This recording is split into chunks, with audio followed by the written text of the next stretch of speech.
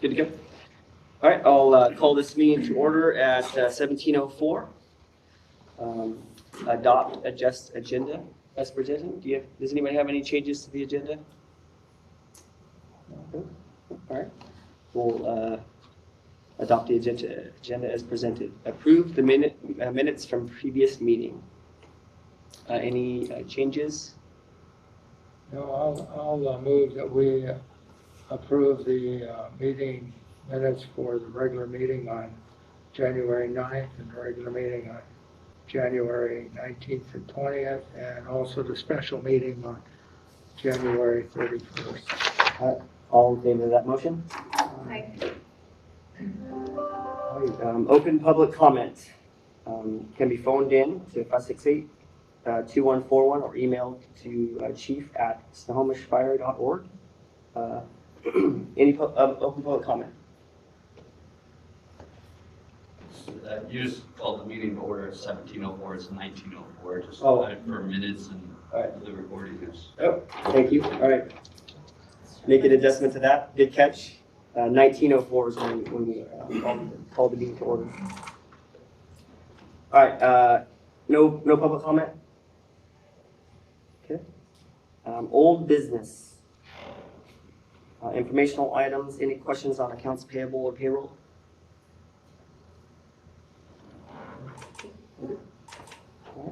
New business, transport waivers. Both waivers just got the transport waivers.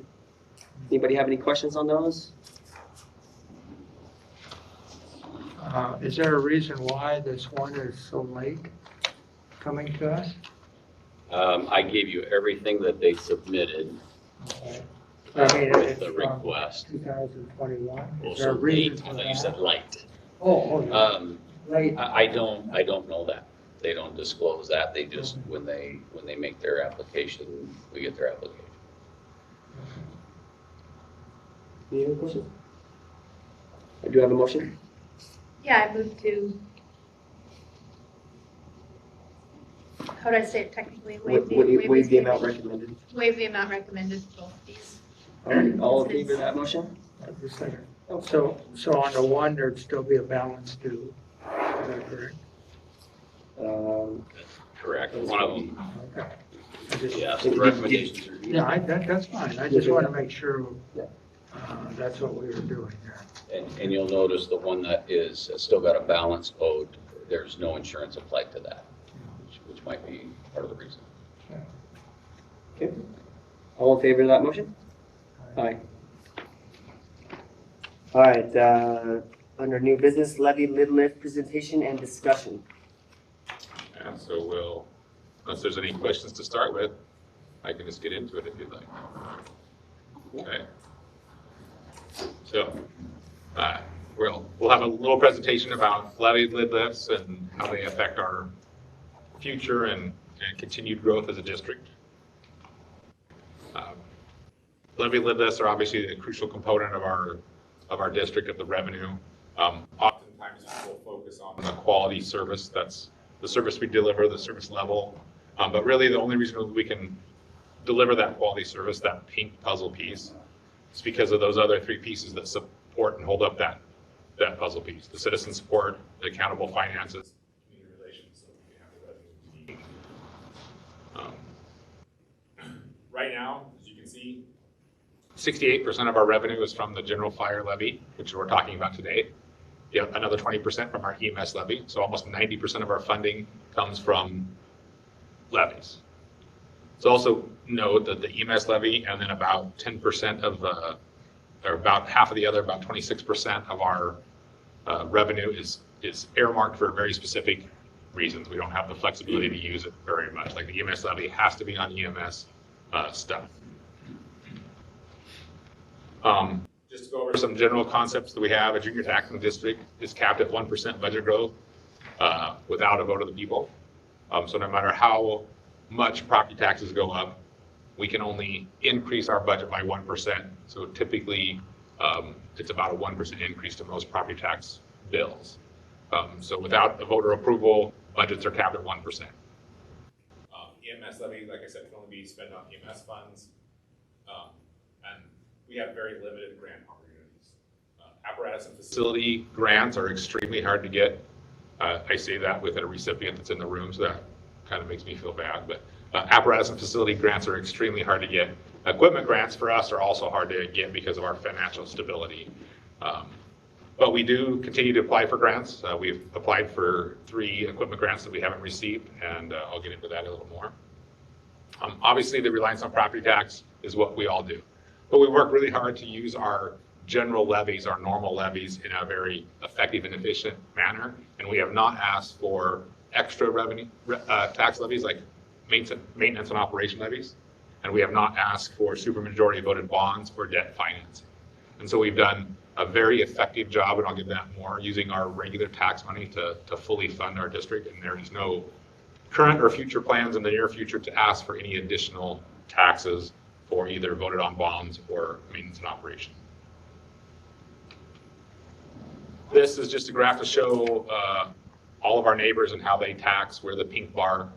And you can see that we were lower for a lot of years, and then we bumped up, and we were even, and then we're bumped up. And what that has to do is as the different agencies renew their levies at different times, we bounce around. But we all average about the same in the $1.75 over time, bouncing between the $1.50 and the $2. You can see South County changes. They went to a 5 benefits charge, so it kind of changes the last few years. And you can see we're planning on doing a general fund levy. North County is planning on doing an EMS levy this year. It sounds like Surfer is going to do a general fund levy either at the end of this year, beginning of next year, and then plans for other levies in the next few years. And you can see that that we will likely be a little bit behind these, and so that's where they'll jump up above us. And that's how the taxes have gone. But we're all about the same. We're all in the same boat. We're generally taxing the same. So now I'm going to go through 3 scenarios just to highlight the importance of doing our taxes and doing it at our historical rate. I'm going to give you 3 scenarios. There's hundreds of permutations of this, but I'm just going to give 3. The best case scenario, we pass our levy lift for the general fund every 6 years like we have historically since 2011. We pass our EMS levy every 6 years to renew it to the maximum. So we're going out to vote every 3 years for one or the other. That's best case scenario. Medium is we pass the general fund levy this time and the next time, but no, the EMS doesn't get passed again. Worst case scenario is we pass this one and no future levies pass. And so we'll kind of go through those to see what that does.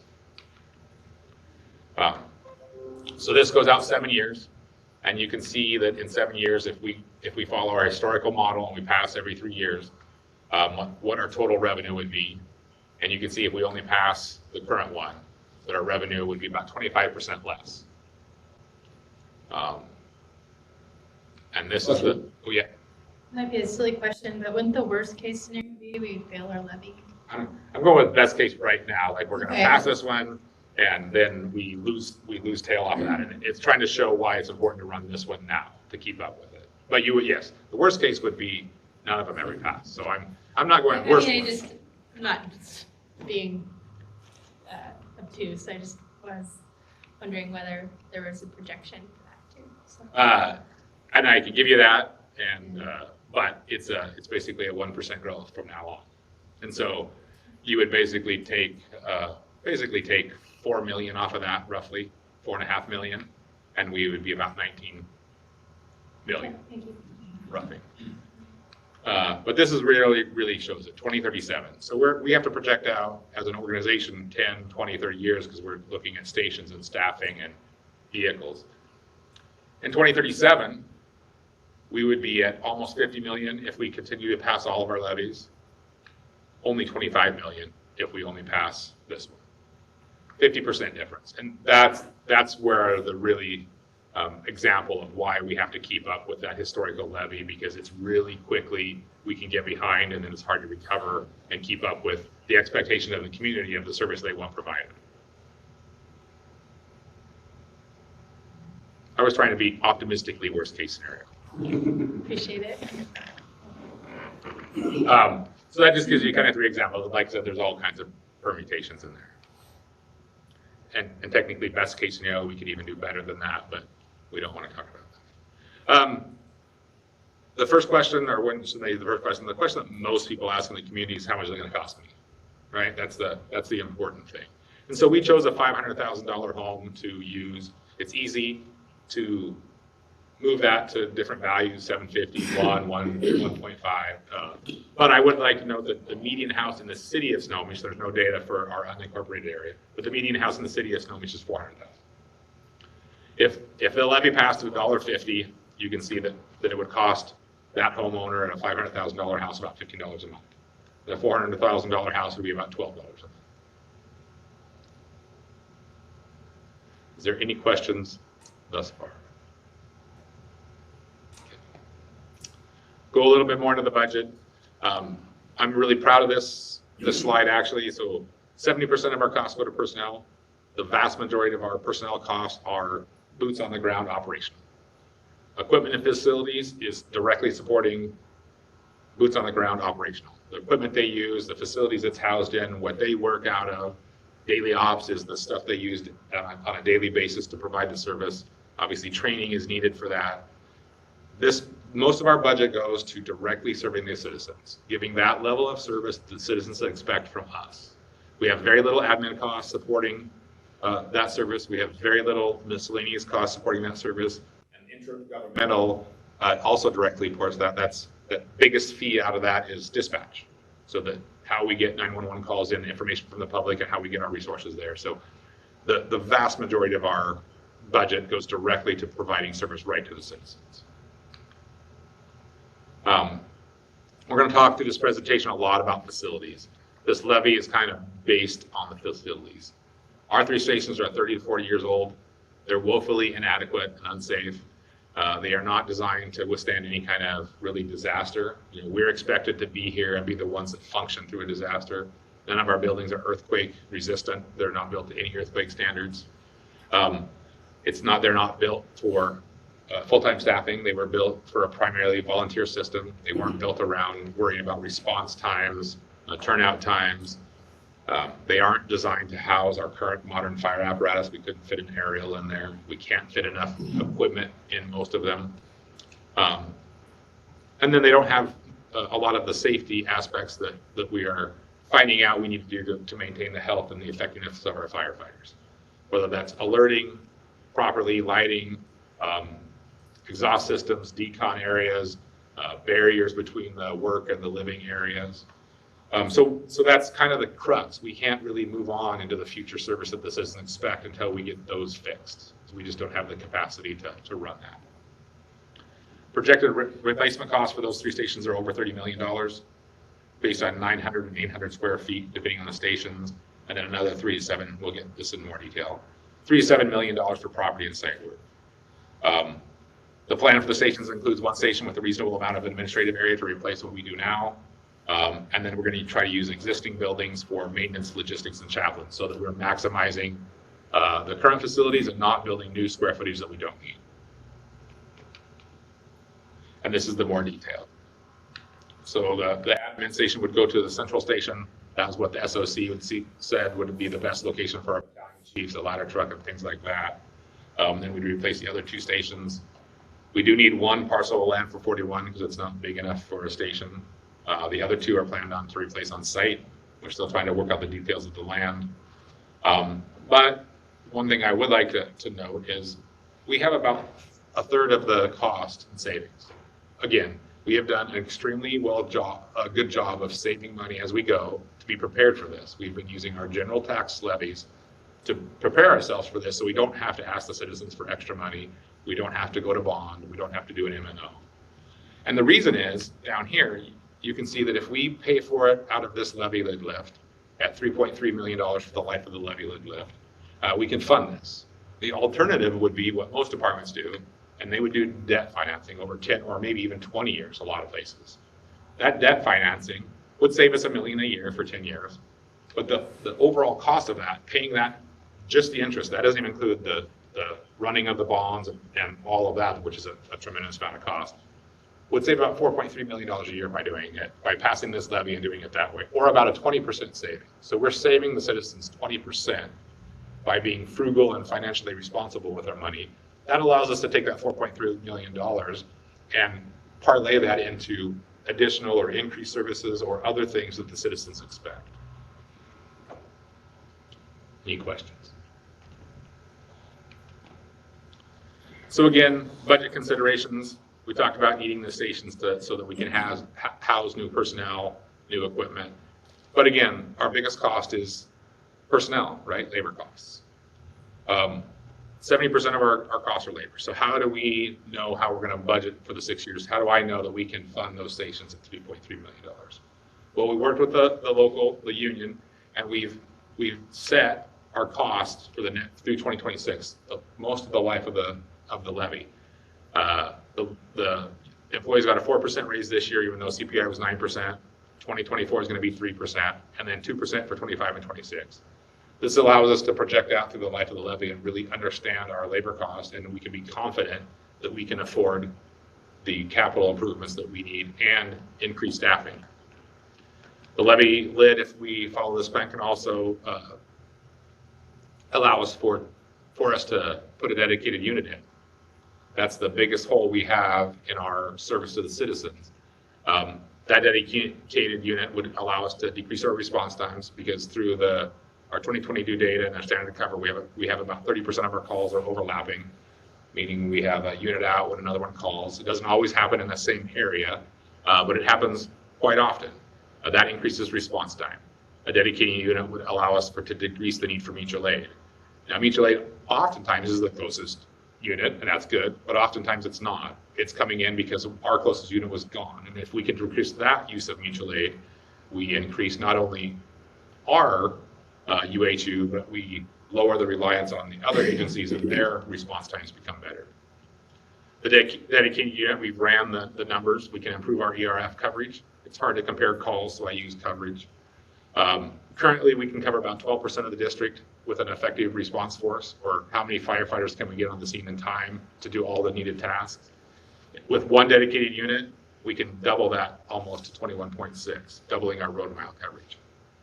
21 doesn't sound like a lot % of our road miles, but if you think about how much of our road miles are sparsely populated, we cover most of our population in that 21.6 road miles. The other thing with the dedicated unit is it frees up the capacity from training, from going on call. It will allow us to do these secondary functions that are highly needed, like fire inspections at the company level, pre-fire planning at the company level, hydrant inspections at the company level, which not only increase community safety and firefighter safety, but they also help us with our rating, our insurance rating. It also allows us to increase our secondary responses to water rescue, tech rescue, and hazmat tanks by giving us a bigger pool of personnel to train those people. So this is a little graph of our paid people, fully paid people. You can see since 2015 we went up. What we've been able to do since 2015 till now is go from not being able to maintain our minimum staffing 24/7. In other words, we had a target of 10, but we didn't meet that target all the time. So we browned out either a truck or a station, or we went from an engine to only a medic unit. We relied heavily on overtime and other functions. We have got to a point now where we are not oversaturated in hours of the overtime. We've lowered our reliance on the cost of overtime, and we can guarantee the citizens 10 people on shift a day, every day, 24/7. And we've doubled our number of guaranteed ALS medic stations. And so we've captured everything we can to provide that, and we're ready to take the next step of adding personnel. And the dedicated unit would be about a 20% increase to our daily staffing. Now, with the levy lift, we won't be able to do that until probably 2026, 2027, right? So we have to save enough money and get enough on. But we're applying for a SAFER grant. We should have that application done before the next board meeting. And if we get that would allow us to start that staffing in 2024, 3 years earlier.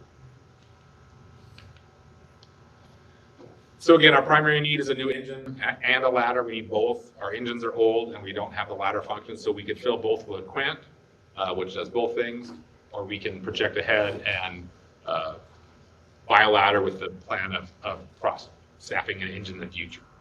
Our engines are typically built to last 12 to 18 years. We have a 26 and a 12. We have one engine on order. Obviously, that'll place the 26, but it won't be long before the 12 clearly is right in the range of being replaced. So we'll be able to we'll need to replace that engine soon. Again, this levy lift at pass gives us the capacity to do that without going into debt. Also having that aerial, again, we talk about spending the citizens' money. Having that aerial gives us additional points in the WSRB rating. And our whole goal is to maximize our WSRB rating so we can lower our insurance, the ISO rating, which saves money on our citizens' insurance premiums. So this is, again, is just it's not details, it's giving you the kind of the general idea. So this is a projection of 3 expenditure lines, the yellow, the red, and the orange. The yellow is just using our current staffing and our current funding of capital, which is just saving a little bit. If we follow that line, we could only build one of our stations over the period, and we would have no additional staffing, and we wouldn't be able to buy an aerial. The red is only funding the stations and not the dedicated engine or the ladder. The reason you see the drops here on these two is because what we do is we're paying a lot to pay off the stations in 6 years, and then we drop down to the same level over here, which is putting a little money away to prepare for the next time we need to build stations in 20 or 30 years. The orange line is doing everything that I talked about, building all 3 stations, buying the ladder truck, having the replacement for all of our ambulances, engines, and doing that dedicated unit at some point. The green are 2 just randomly picked revenue sources. The green is a $1.30 levy lift in August and starting in 2024, and the blue is the $1.50. And again, it just shows you how if we don't pass it again anymore, like we talked about that kind of that my worst case scenario, we quickly get behind. Same with the blue. Even at $1.50, we quickly get behind if we don't pass another levy at all. Obviously, we need the blue to be able to fund that fully one. We could do lower with the green, and if we didn't do anything, we would be at that yellow one. Any questions with that? So again, my recommendation is that we do the levy lid lift for an amount of $1.50 a thousand, just as we did in 2011 and 2017 that the voters passed, to do it in the August primary, and to do it with a 6% cost inflator by board action, which was again passed by the citizens in 2011 and 2017. So basically just match what we did in 2011 and 2017 that the citizens have supported in the past. And again, if it passes, it would fund a 30-year, $30 million capital plan, an 8-year apparatus replacement plan, including an aerial ladder truck, and a 20% increase to daily staffing in that within that 6-year time frame. Any questions? So I'm going to go over our puzzle piece just a little more in depth so that we get a good understanding of where we've been and what we plan on doing. So the first puzzle piece that most people want to know about is our financial accountability. Are we spending the money wisely? Are we doing what we should with the money? Are we spending it recklessly or hoarding it? And again, levies are by far our major source of funding, 90%. What is the community benefit to these levies? Everybody knows the community benefit is that we get ALS service and we have paramedics that can take us to the hospital. We have fire trucks to put the fires out. But on top of that, with this levy, we can decrease that ISO rating. Again, the ISO is a mark of how good we are, but that direct benefit back to the citizens is lowering that fire insurance premium. Also, I think a benefit, like we talked about, doing a good financial stewardship of our levies allows us to make sure that we don't have to ask for more money in the future and do debt financing, which is just a much bigger cost to the citizens for those agencies that do debt financing to fund their capital plans. And again, we've always working for grants. We got about 3 grants for COVID stuff. We've applied for 3 equipment grants that we haven't got. We continually get Snohomish County EMS grants. We are currently applying for the SAFER grant, like I talked about, and co-grants with the city for capital improvements. So we're always looking to capitalize on that when we can.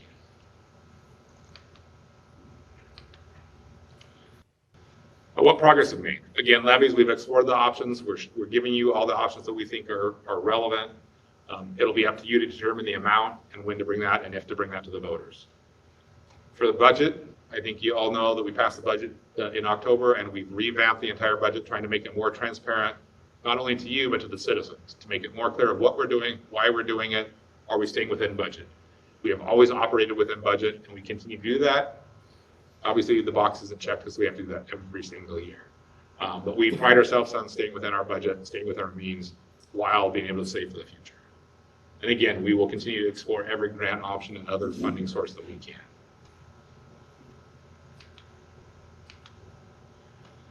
Citizen support is really important. How do we do that? We get feedback from the citizens. We have a comment card program that we continually to tweak and expand so that we can get that feedback from the citizens of what they want, what they expect, how we're doing. But we've also increased our public presence. The amount of public meetings that we have done has increased many times fold. That way, that allows us to get direct public interaction, direct feedback of what we're doing. But also the data management, right? We've signed that contract. We're monitoring it monthly, yearly. We're getting in-depth information about our turnout times, our response times, our ERF, and that allows us to target spending our money. Where should we spend it on that dedicated unit? How do we put it in? What do we do it with? And then the tax benefits. We're always trying to figure out how we spend our money to maximize the service to the citizens, the safety to the citizens, the safety of the firefighters, and maximize that WSRB ISO rating so that we can give the citizens a financial payback for everything that we're doing. So when we can overlay those, it works really well. And again, we are working hard to minimize the need for additional levies and bond funding. Again, we try to stay involved in the community. Again, our community groups, we'll get to a slide of that next. We are in all kinds of community groups now. We have direct representation, continual representation in a multitude of community groups and community events. Again, went through most of those. Again, the benefits, that WSRB rating, those are all the things that we are trying to effectively improve in our WSRB rating. And those are all things that directly improve the services to the citizen. And you can see on the right, that's a fraction of the list of the community involvement and public interaction that we do. Community relations, again, very important to continue our support. Obviously, the city is one of our biggest community partners. We've worked really hard to build that relationship up. We have some property ownership issues that we're working through. We have some future partnerships within the fire marshal program and the hydrant inspections that we really need to get that nailed down. We hope to have a comprehensive agreement for you guys to consider within the next month or two, so that we can resolve those issues and expand our city relationship and move that forward in a positive way for the citizens. The union is also a big key to this. We have a productive and equitable CBA. The union has been integral in resolving a lot of these issues, improving that service, and moving the organization forward.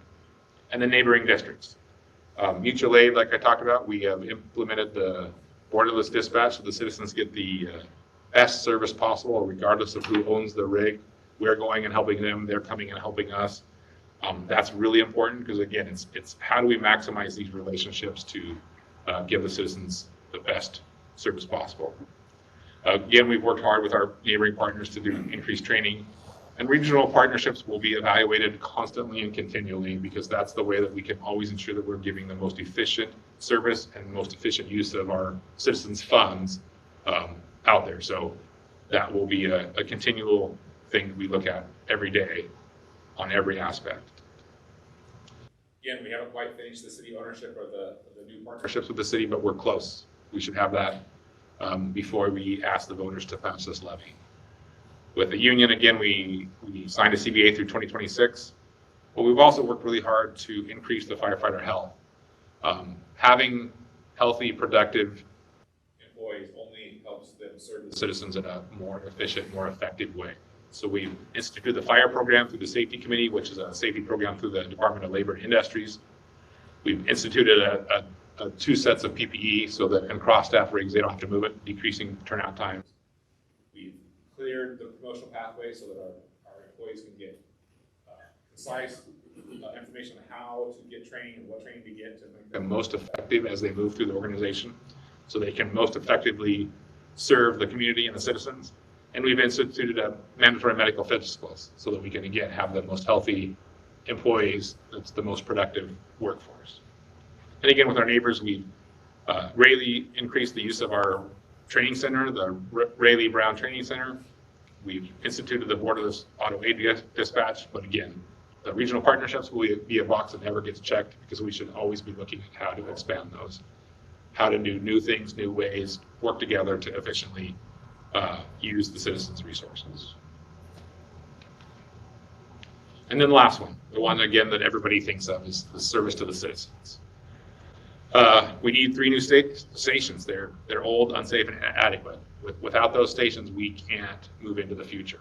The district can't move beyond the last 30 years into the next 30 years.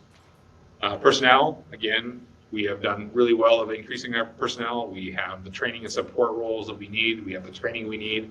But the next step is to add additional personnel to do that dedicated unit. And then apparatus, again, we need a ladder and engines. But we also have on the books in the next 6 years to replace 2 of our ambulances. They're getting old. They're at their end of their life. So again, stations, we researched the site options to the standard to cover. We looked at, should we move some of our stations? We looked at, could we combine 2 of our stations and get more effective response out of the same amount of units, but at 1 station? And the standard to cover through the GIS studies came back and said, really our locations and the 3-station model is the most efficient to serve the citizens. We do need 1 new piece of land because it's not big enough, so we are trying to research and find that piece of land that we need so that we can do that. But we have researched an architect firm, we've hired them, but they can't really finalize the plans until we have a site. So we're part of the way there. We just have a few things to finish up in the next few months. Apparatus, we have 1 new engine on order, like I said. The apparatus committee did that, designed that. That's coming. We have also instituted dedicated engineers positions. That allows us to give more precise training to those engineers, higher expectations, so that we can give better service to the citizens by having those positions dedicated and specialized to do that with those apparatus. Again, through personnel, we've diversified our hiring. We've created bigger pools to hire from than we have in the past, so that we can have a bigger cross-section to look at. We've increased the number of full-time personnel. We've created clear promotional pathways for our personnel so that they can move through the organization. And we've added additional secondary services for the citizens through wildland, the creation of our water rescue program, and the rope rescue class will be happening in May. So this is another way to show what we've shown in the graphs in the worst and best case scenario.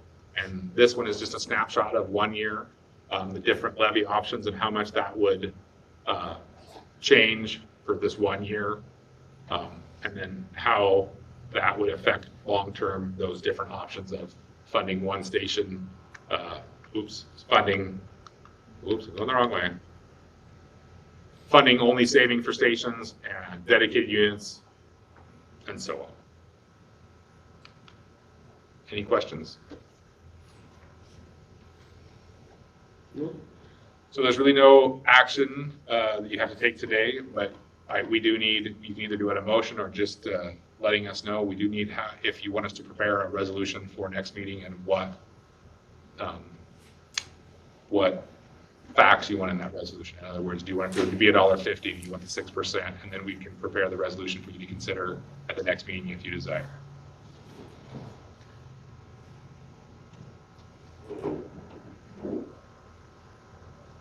Commissioners, any discussion on that? What's that? Any discussion or recommendation? Yes, I would hope that we could pass something like $1.50. $1.50 and do it in Yeah. August. Yep. I don't know if that needs to be motion, but if it is, I Well, could. just to do a resolution for the next meeting. Right, to Yeah. have something for the next Yeah. meeting, yeah. So we'll prepare a resolution that mirrors the 2011 and 2017 levy for a August primary.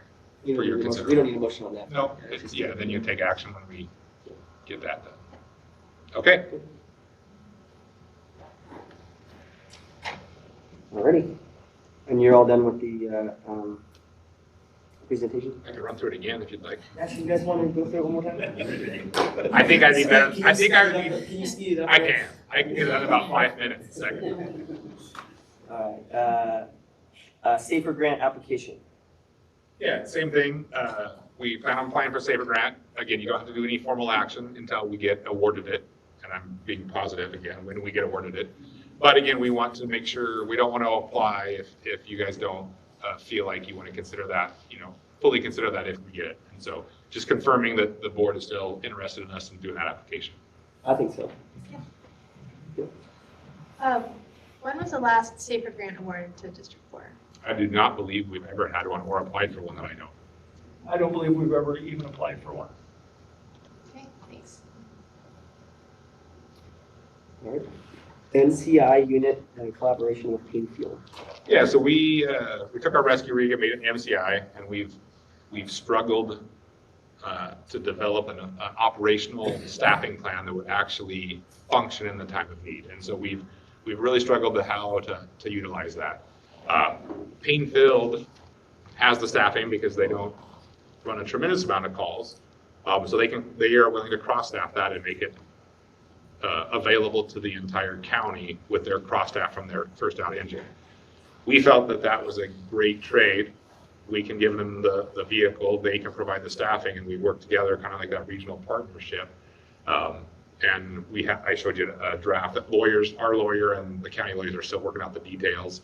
But basically what it is we would loan them the rig for 10 years. After 10 years, they would get full ownership of it. During that 10 years, our payback is they're going to staff it if we or anybody in the county need it. So it's probably worth $10,000 to $20,000 now. In 10 years, it's going to be worth. And it's at the 26 years as well with the Yes, older correct. one. So in 10 years, yeah. Yeah, it's past its normal run-out operational life, but at Painfield, it's replacing a 1970 bus. So it's quite an upgrade. Yes.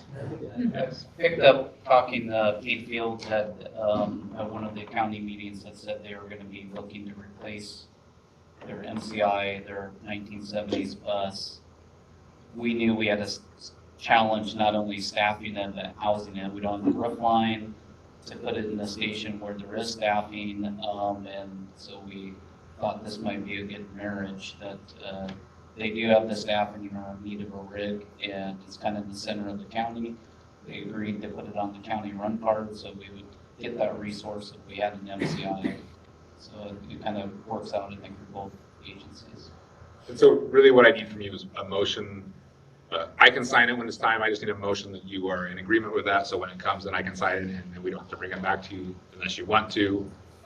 Like I said, you saw the concept. Brian Snare will work out the legal details to make sure we're covered that way. And so my suggestion to you would be you give me direction that when the lawyers get the final wording done, that I can sign it and we can let Payne come and pick it up and start training.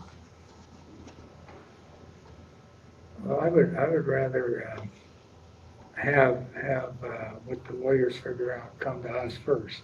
Just Okay. like that error I pointed out to you in here before. So if there wouldn't be an error, or something that we might. Did you read through? Yeah. And I found an error. That's a major. Yeah, like grammatical, like a. No, it's not correct. Well, yeah. So that was what you saw is what Painfield took and took an old one and changed it. That hasn't gone through Brian yet, Commissioner. Okay. So I didn't even. So you just want to wait till. Yeah, I would rather do that so there wouldn't be any issues like that in a newer one. Is that gonna, would that hold anything up for them? No, what I'd probably do unless you have a objection, I would let them come and start training on it once we got an agreement why it was waiting to come to you. That's the big thing is we want them to start training on it. And even once Brian says that their agreement, I wouldn't do that. I'm just not letting it go because We haven't the county actually, can we get a haven't little. used it in 20 years, I think. So it was a rescue. Yeah. Okay. Yeah. Yeah, I would be okay with that. Yeah, that sounds fine. That's fine. If the insurance all works out. Yeah, doing that. We'll wait on the motion until we get the motion. yeah, there's no reason to do a motion, it's kind of back, yep, Just permission to allow them to come and print out. yep. Just for information, what's on it? The MCI equipment, is it like Backboards. 50 backboards or? Yes, and most of the equipment on it, well, pretty much all the equipment on it was paid for by a grant too. So we took all the stuff that we bought and could use, and so all the equipment's on its bandages and backboards and tarps, but it was all purchased from a grant. Okay. It's just when you said to get them started training on it, I wondered whether it was something like more than a box of backboards. Yeah, it has some, yeah. So It makes some adjustments to it, right? I would think It's so. gonna be Their new program essentially. it has like a built-in hydraulics for extrication equipment and lighting, and, it's got the light tower, so it does have a lot of other functions besides just a box with stuff on it. And my guess is once they take possession, they will probably rearrange it to how they want it set up. We have it set up currently with the bins with medical equipment and enough backboards and disposable backboards for roughly 50 patients. Thanks for the info. Yeah, because it was originally bought as a medium-duty rescue.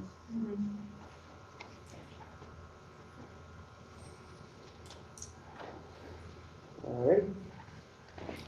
Budget adjustment, motion to move, okay, a budget adjustment. Yeah, so between the property and looking at financial forecasting, we want to do some more consultant studies than we had planned originally. And so we're going to end the year about 850,000 under expenses over revenue. And so we would like to move about 75,000 of that into the consultant line item so that we can do some of those projects throughout the year. All right. I'll make a motion to move 75,000 from 2022 cash carryover into line item 4172 for consulting services and assists with a strategic plan initiatives. Any discussion on the motion? No? All right, all in favor of the motion? Okay. Aye. All right, mailbox. Yeah, the post office won't let us change the mailbox unless we have a motion. Do we have to have a person's name there? Yes. Or could we have a position? Nope. You have to have a name. Have to have a name. Can't have a business, have to have a name. And we tried to take over the resolution that made me fire chief, the resolution that made me signature for the district, the minutes that made me the fire chief, and none of that was acceptable. The only thing they will accept is a motion in this from minutes right now that says I can be that. To be on the PO box. We're still able to get stuff out of it? Yes. What we want to do is we're slowly transitioning the mailbox, so we're getting smaller, and we're going to eventually get rid of the mailbox. We're not paying for it. So we have Are we to, going paperless? we have the mailbox here. So this is the one in the post office. Yeah. Yeah, and so as we've been slowly transitioning, we've just been leaving the post office mailbox to make sure we don't miss anything. It's been a year since we've been transitioning, and probably in the next 6 months, we can just not have a post office box, but we can't stop paying for it until we put a name on it. If we would move the headquarters somewhere else, what kind of issue would that have with our mailing address, need for a PO box, and things like that? We would probably leave this mailbox here and do the same thing we did before, is change all our addresses, and this would be the overflow, and we would change it to a mailbox like we have here at the new location. Well, I will move to remove Bob Merritt from the person of record on the PO box and propose that Chief Don Waller takes over the PO box and is responsible for it as the Snohomish County Fire District 4 representative. All right. Any discussion on that motion? All right, all in favor of the motion? Aye. Do I get a plaque? That's what I- All right. All right, executive chief title change. Yeah, I brought this up. I first ran into the issue when I was district deputy chief, working with South County. Chief Hobus was the assistant chief. And I continued to see it when I was deputy chief, and then when I was fire chief, acting as deputy chief when we were doing the interim roles. And I've continued to see it with these guys. We don't exactly mesh with any other organization. The next closest is actually North County, and they're all assistant chiefs.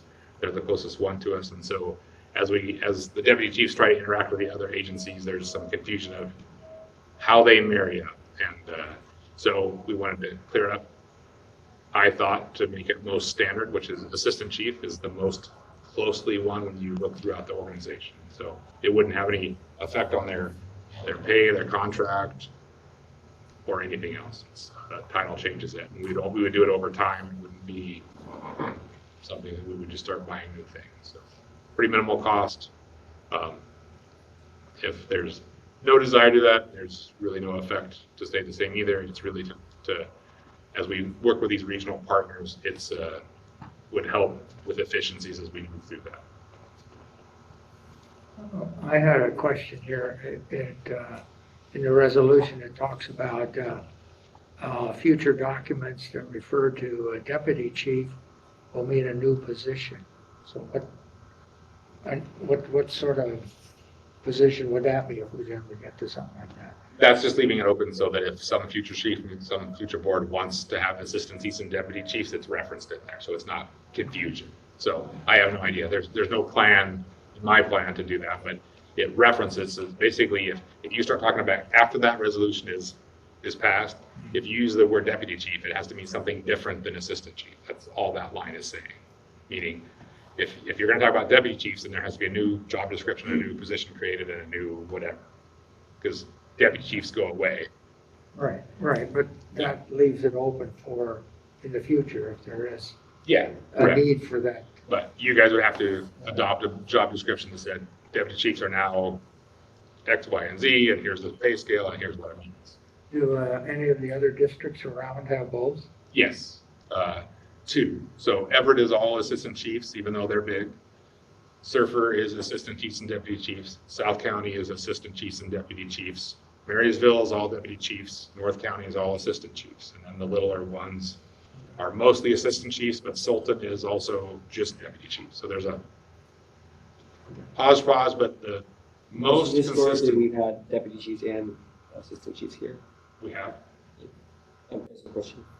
Historically, have we had both here? Oh, I don't believe so. Long time ago. I mean, talking when your dad was here in Bryan Mills, technically, I think at one point was maybe an assistant chief and others, but I don't know if we've had both full-time. Chief Gabriel's deputy? Yes, yeah. And really what it goes to is, for lack of a better term, your bugles, right? And so these 3 are all 4 bugles. When you go to Everett, the assistant chiefs are all 4 bugles. When you go to, like, let's say South County, their assistant chiefs are 4 bugles, their deputy chiefs are 3 bugles, and they're actually in the union.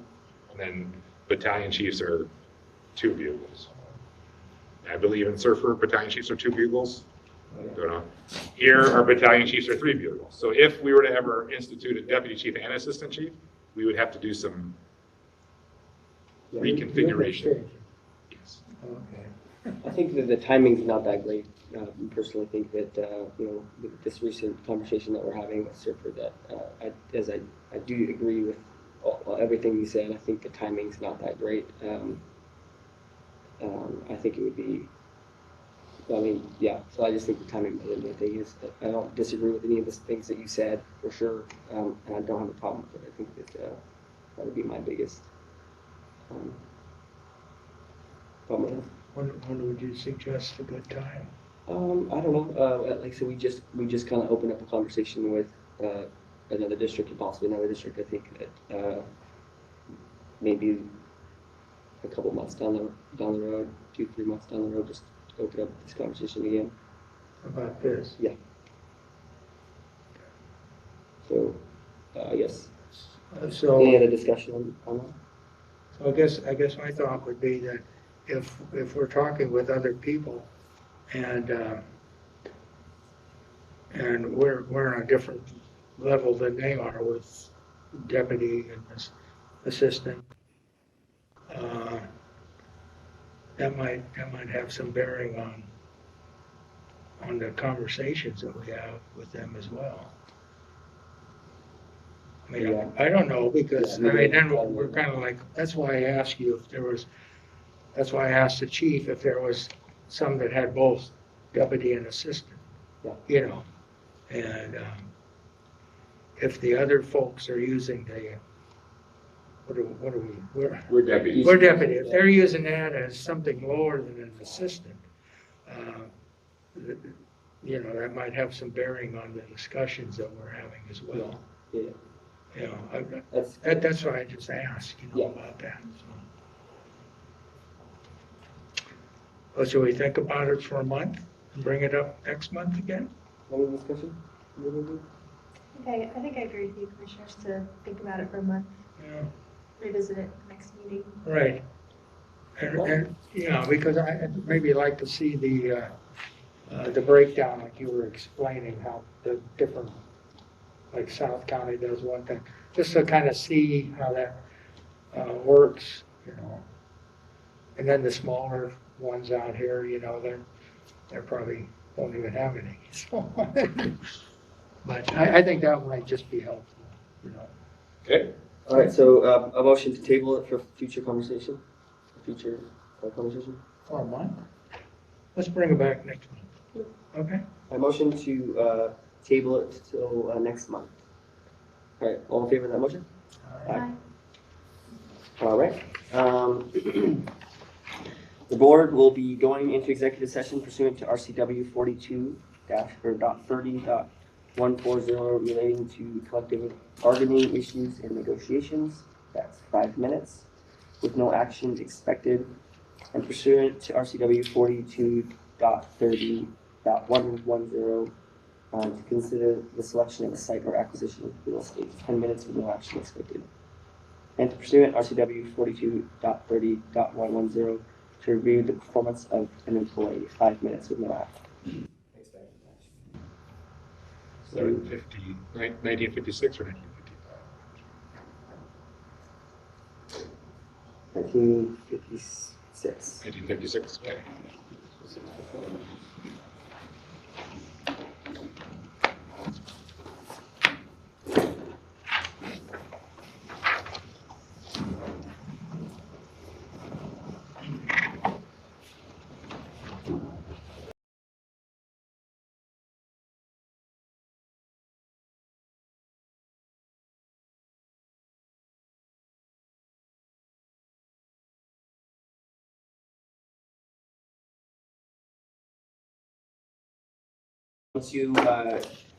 To district staff comments.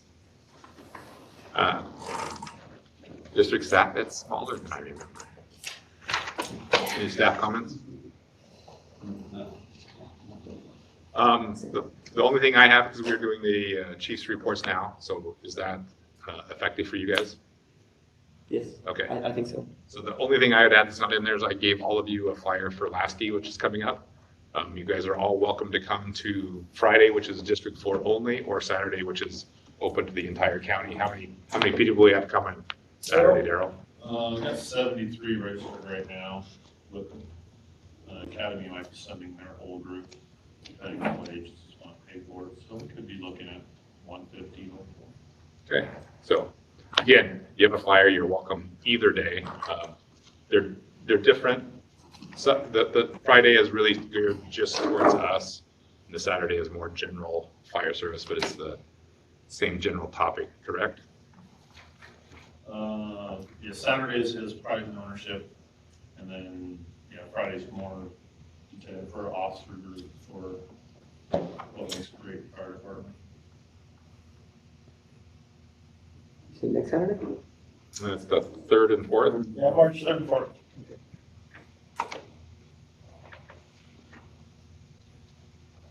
Do any of the DCs have any? I have a couple questions for him. Sweet. You said that. Oh, no, yeah, Okay, yeah. perfect. On page 104, you talked about smoke detectors. And we brought that up a number of different times.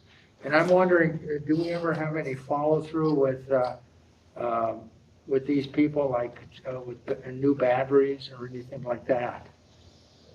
Very good question. The short answer is yes. Okay, The ones that we're giving, the last batch that we gave out, they have a 10-year life battery. oh, And okay. it's built right into the smoke detector. But the other ones that have replaceable 9-volt batteries, we do. Okay. We talked to them about replacing the batteries, spring forward, replacing all the batteries. And some of those people will take us up on it. A few of them even call 911 and ask for us to come out and change their batteries. Okay. Well, I was just curious, because all of a sudden it just hit me, like we got all these all these smoke detectors, but, you know, where do we have that? And then, on 110, I was wondering, how many, requests do we send out to have responses back? You know, that's on that, The comment cards, yeah, I would have to ask Chris. She sends out to almost every single, so that's one of the differences we have on the new system and the old system. The old system, Sherry would just pick a few calls each month and send them out. And Chris sends them out to every single call that meets the criteria. We exclude some calls because it's not appropriate. But we're also expanding now because of the data. We realize that we're going to start handing out comment cards at public events, car seat appointments, birthdays. And so we're going to actually start handing them out at more places than just calls to get feedback on how we're doing that. well, my thought was if we could perhaps have some sort of a percentage of how many cards or responses we get back from what we put out. That might be helpful. Like if we're getting 50% back or something like that, you know. It is Chris can get that. It's a fairly low percent because we're sending so many out. Right, yeah. Yeah, but she does have that, and we can email that out to you. Okay. I thought that would be, at least for me, kind of get a feel. That's all I have. The executive staff. All right, good. All right, so that's it. Commissioner comments are done. We'll go ahead and adjourn the meeting at 9:47.